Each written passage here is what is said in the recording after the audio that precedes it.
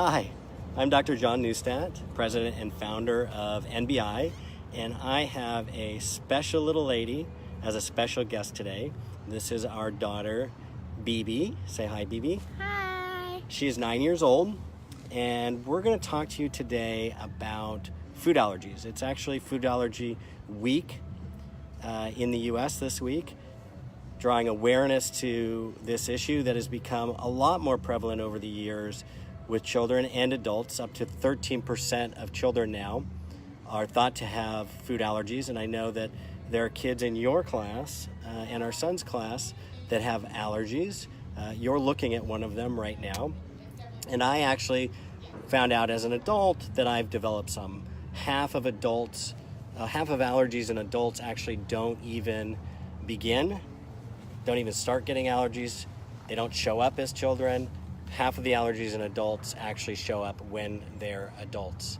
So, BB, you were diagnosed a while ago with a gluten intolerance. And a gluten is protein that's found in different grains, including, you know all the grains. Where's gluten found? In wheat and Oats and spelt and rye and barley. All of those things. Now, a gluten intolerance is different than celiac disease. Celiac disease can cause real dangerous issues in the gut with the intestines, including erosions in them, systemic inflammation. But gluten intolerance, like many allergies, is more insidious and more subtle. So what were some of the symptoms that you were experiencing? What were you feeling before you got identified? Acid reflux, abdominal pain. I got rashes all over my face and bumps. So rashes, abdominal pain, and cramping, acid reflux. You would also have mood would go up and down, and energy would go up and down. And those actually can be common symptoms in adults too. But with kids, it can be challenging because they go to parties and they go to school, and a lot of times they want to feel involved in part of what's going on. And if they can't eat the foods, then it can be hard for them. So for a long time, she actually struggled with wanting to give up gluten. We had talked to her about it, and she didn't want to do it. And eventually she decided to. And how long did it take you to feel better? 3 days. Hand down, please. 3 days. 3 days. So it was pretty quick. And now she knows if she goes on gluten at all, if she eats it, that she'll get some of those symptoms back pretty closely.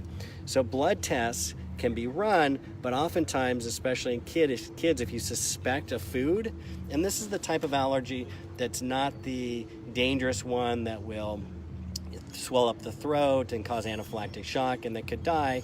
It's more a generalized, vague types of symptoms, and the gold standard is just to try and eliminate that food. So if you suspect it in kids or in yourself, to eliminate the food. For adults, it can be very similar symptoms. Allergies in an adult could cause postnasal drip, gas and bloating, brain fog. In more severe cases, just like in children, it can cause rash. Typically, it's a migratory rash, a rash that travels around, or it can cause a joint pain, and joint pain that can travel around the body as well. Energy can go up and down.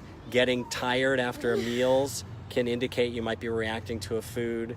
And the food can really be anything, but clinically, the most common ones that I saw were dairy and eggs are very common. Gluten also is a very common one.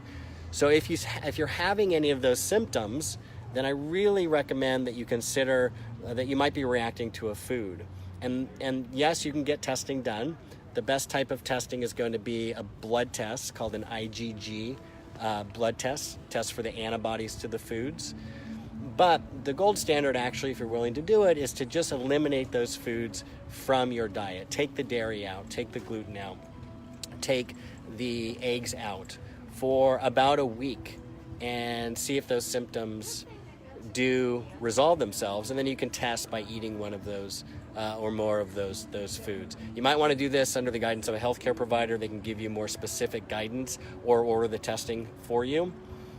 This test is also available direct to consumer.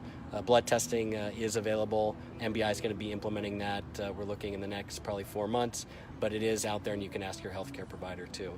So look out for those hidden food allergies that may be really wreaking havoc with your health and your family's health. Kids can have them, adults can have them, and identifying and getting rid of them is going to help you and your kids just feel fantastic and take more charge of their health and more charge of their nutrition through that educational process. Head on over to nbihealth.com, where there's tons of great resources and articles on food allergies. Search for allergy in the upper right corner, and you'll find blogs and articles on allergies and diet. Hope you have a great week, and I will see you here next week. Thanks for joining us. Bye. Bye.